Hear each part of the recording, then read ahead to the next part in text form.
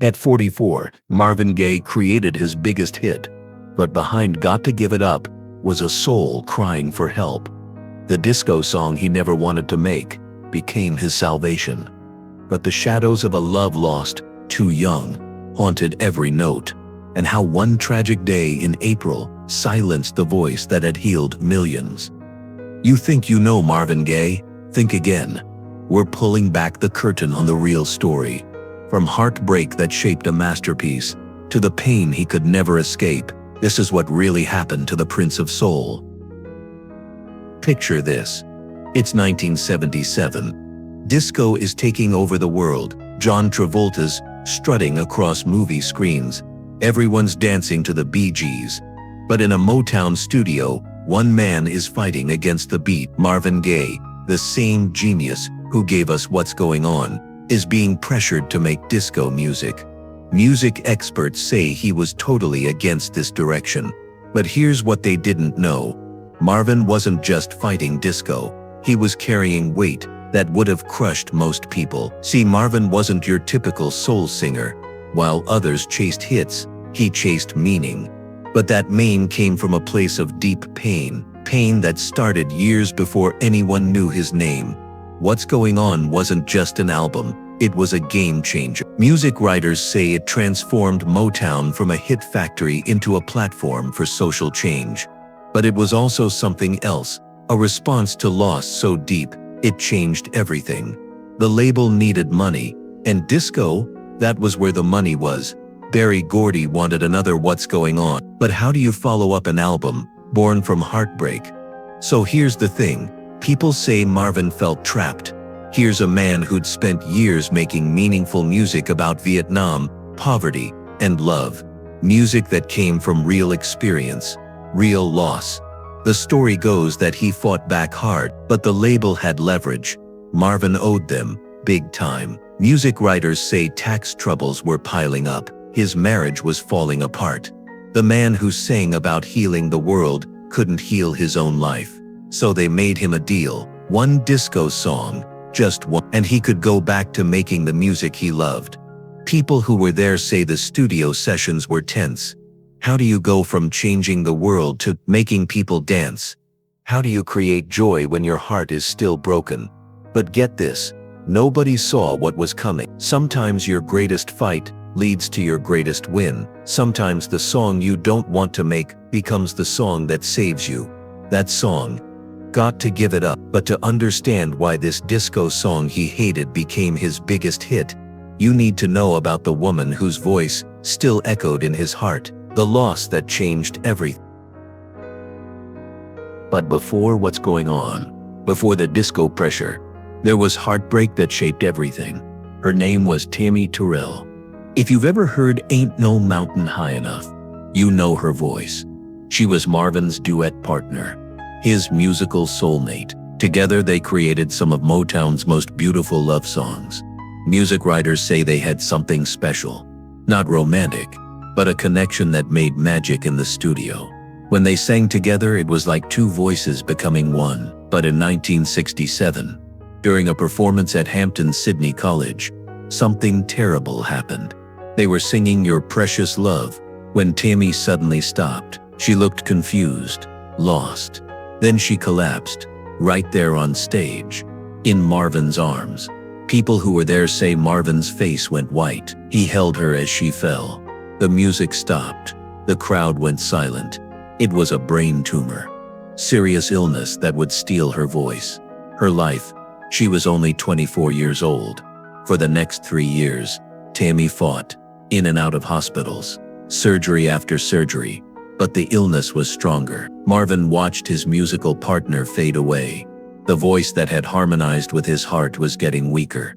People say he blamed himself. He'd pushed for that final tour when she wasn't feeling well. Maybe if we'd stopped earlier, he told friends. Maybe if I'd seen the sign. On March 16, 1970, Tammi was gone, 24 years old. The woman behind some of Motown's greatest love songs had lost her battle.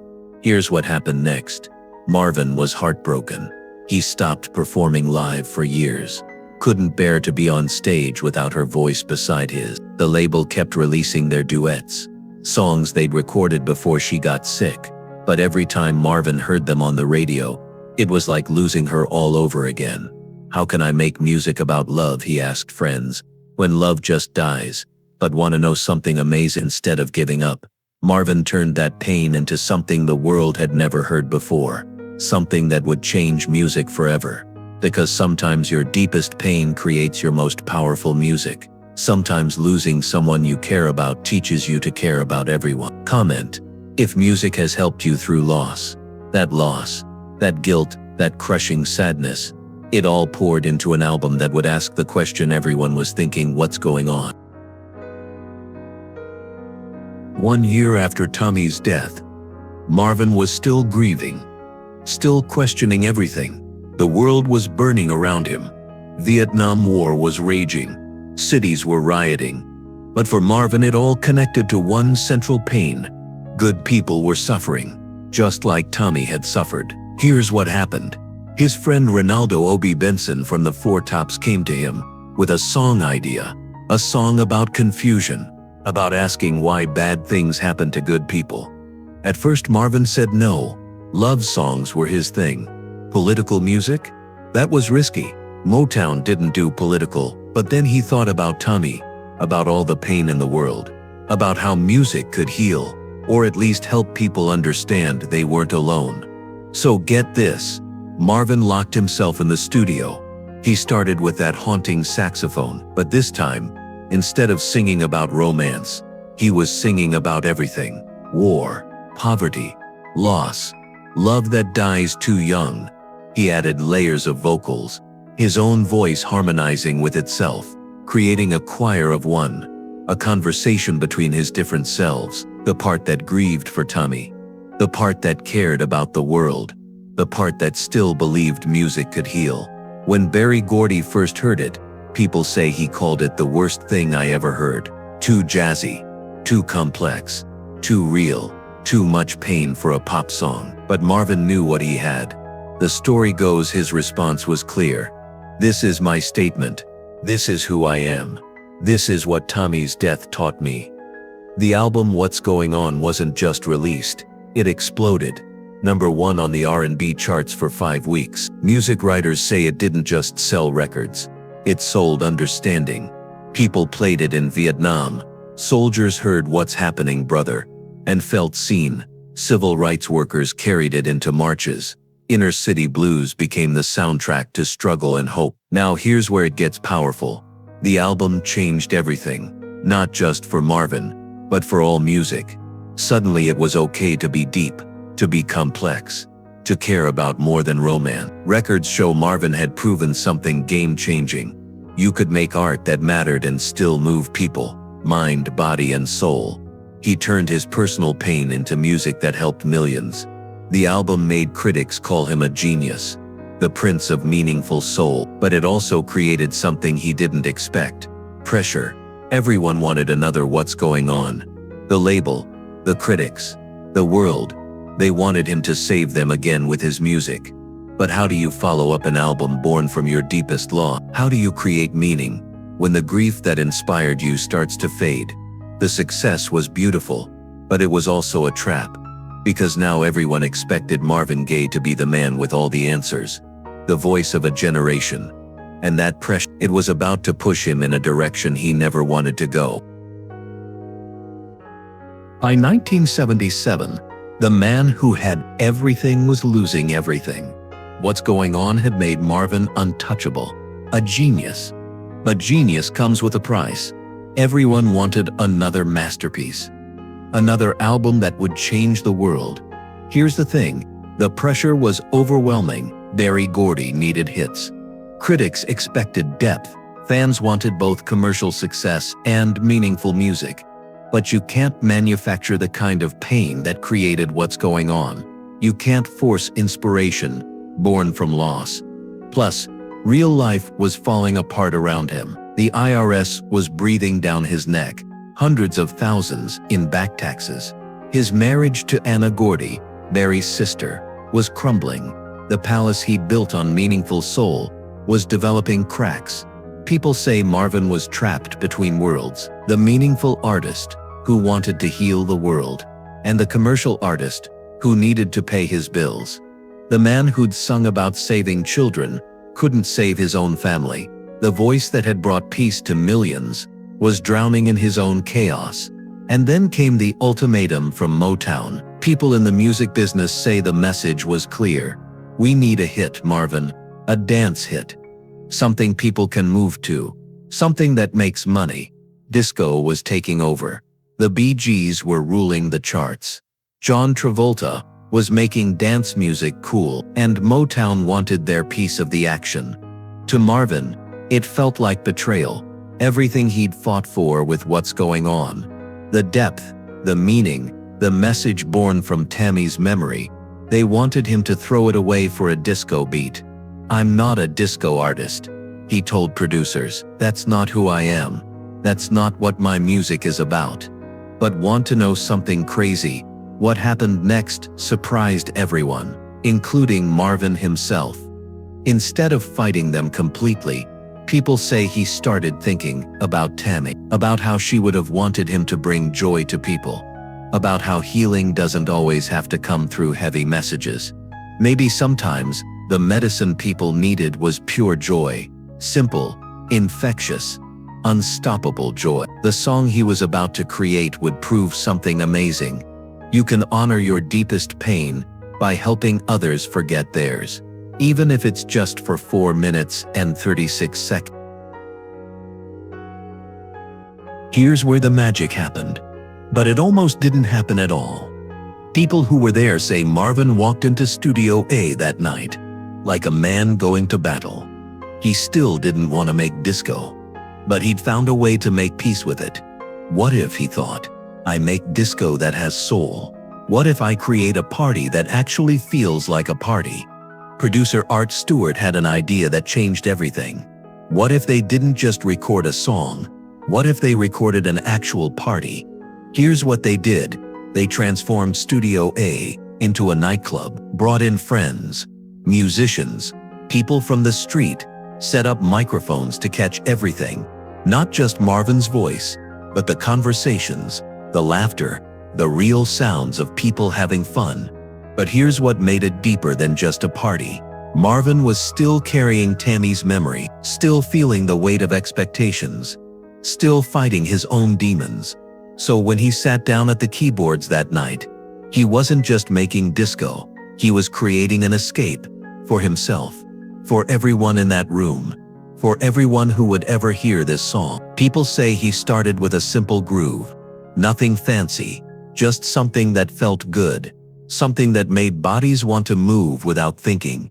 And then it happened, that bass line, simple but hypnotic. The kind of groove that gets into your bloodstream and stays there. The hand claps, the party chatter, and Marvin's voice, floating over it all like he was just another guy having a good time. Got to give it up. Got to give it up. But here's what made it genius. Music experts noticed that while everyone else was making perfect, polished disco, Marvin was making something real, something loose, something that felt like you were actually at the party with him. The song captured something disco had lost, natural feeling. It wasn't manufactured, it was lived. People who were there say the percussion came from random objects being hit, beer bottles, ashtrays, whatever was handy. The background vocals, people just having fun, not thinking about being recorded. When they played it back, everyone knew this wasn't just a disco song. This was something new. Something that proved you could make people dance and still keep your soul. Industry insiders say Berry Gordy heard it and flipped. This was the hit they needed, the song that would save Motown's bank account and prove Marvin could do anything. But for Marvin, people close to him say it was more complex. It was freedom and prison at the same time. He'd proven to himself that he could make people move without betraying Tammi's memory. That joy and deep meaning weren't enemies. That sometimes helping people forget their troubles for a few minutes was its own kind of healing. Which version do you prefer? Studio or live? Got to Give It Up shot to #1. Not just on the R&B charts but pop too. It became the song of the summer, the song that proved disco could have soul. But here's what the dancing crowds didn't know. Behind that infectious groove, behind that party atmosphere was a man still fighting battles no one could see. The same night he recorded the biggest hit of his career. People who knew him say Marvin went home to face the silence. The party was over. The music stopped. And the old wounds were still there waiting in the dark. Success was supposed to heal everything. The hit songs, the money, the respect across musical genres. It was supposed to prove once and for all that Marvin Gaye was worthy. But every night in that empty house, the old voices came back. Here's what people close to him say. The demons went back decades to a childhood where love came with conditions, where a father, a preacher, was harsh with his criticism instead of generous with his praise. You're not good enough. Those words had followed Marvin his whole life, through every hit, through every triumph, through What's Going On and Got to Give It Up and everything in between. At 44 years old, with millions of records sold, with fans around the world, he still heard that voice, still felt like that little boy who could never quite measure up. People close to him say it haunted him. The man who could heal others through music couldn't heal the wounds inside himself. The voice that brought comfort to millions couldn't quiet the criticism that lived in his own head. Success had become its own kind of prison. People expected the party to continue. Every interview, every performance, they wanted happy Marvin, dancing Marvin, the man who could make them move. But at home, when the applause faded, the old pain was still there. Want to know how bad it got? Court records show his divorce from Anna was getting uglier, more public, more expensive. The IRS wasn't impressed by disco hits. They wanted cash, real money, not just royalties that might come someday. Music writers say this was Marvin's most conflicted period. He had everything he thought he wanted. Hit songs across genres, critical respect, commercial success, proof that he could do anything. But the cost was everything that mattered. His peace of mind, his sense of self, his ability to find joy in the very music that brought joy to others. The disco king was becoming a prisoner of his own groove. The man who'd made millions dance couldn't find a rhythm that made him feel whole. Who was Marvin Gaye? The meaningful artist of What's Going On? The party king of Got to Give It Up? Or just a broken man trying to fix himself through other people's happiness? The answer would come from the most unexpected place, and it would give him hope that maybe, just maybe, he could finally heal himself. But here's the thing. People say Marvin isn't done fighting for his peace. Now, here's where it gets interesting. What nobody saw coming was his next move. Instead of chasing another disco hit, instead of trying to repeat Got to Give It Up, he did something radical. He walked away from everything. Marvin Gaye, at the height of his disco success, left America, left Motown, left all the pressure and expectations and voices telling him what to be. Music writers say he moved to Belgium. He left everything behind. The man who'd soundtracked American parties and protests was starting over in a country where nobody expected anything from him. And in that silence, in that space between expectations, something beautiful started to happen. People close to him say he began to heal. For the first time in years, maybe decades, he could just be Marvin. Not the meaningful artist, not the disco king, not the man carrying Tammi's memory or his father's criticism, just a person finding his way back to himself. He started writing again. But this time, the music was different, more personal, more honest, about pain and recovery, about what it really takes to heal. The result was Sexual Healing, his comeback single. Here's what happened. This wasn't just another hit. This was transformation music. The same man who'd made us think with What's Going On and made us dance with Got to Give It Up was now making us feel something deeper. The song was raw, honest about being broken, about needing someone to help put the pieces back together, about finding your way back to yourself through connection. Industry insiders say it proved something powerful. Marvin Gaye wasn't just someone who changes with musical trend. He was someone who could turn every experience, meaningful or commercial, sacred or secular, painful or joyful, into musical gold.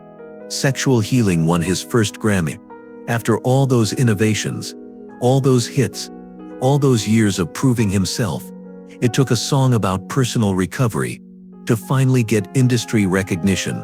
The man who'd spent his career healing others had finally learned to heal himself. People who knew him say he seemed different after Belgium, calmer, more at peace, like he'd finally found a way to quiet those old voices. He thought he'd won, thought the hardest battles were behind him, thought the music would always be there to save him. But some wounds run deeper than music can reach, and April was coming faster than anyone knew. April 1984. One day before his 45th birthday, the man who'd given the world What's Going On, Got to Give It Up and Sexual Healing was home in Los Angeles, back in the house where he'd grown up, back with the family dynamics that had shaped him. People say the old tensions were still there, the same patterns that had followed him his whole life. Success couldn't change some things. Fame couldn't heal some wounds. That morning, family conflict got worse in ways that 44 years of hurt and misunderstanding suddenly exploded. The pain that music had helped him manage, but never fully heal, finally took over everything. Here's what happened. By afternoon, the voice that had comforted millions was silenced forever. His mother, Alberta, was there in his final moments, the woman who'd supported his music from the very beginning, who'd encouraged his dreams when no one else believed, who'd watched him become the Prince of Soul. Now she had to say goodbye to her son. Radio reports show how the world reacted. Stations played his music non-stop, not as celebration, but as mourning, as if the songs themselves were crying. Fans gathered outside Motown, outside the studio where Got to Give It Up was born, outside venues where he'd performed, all of them asking the same question his music had made famous.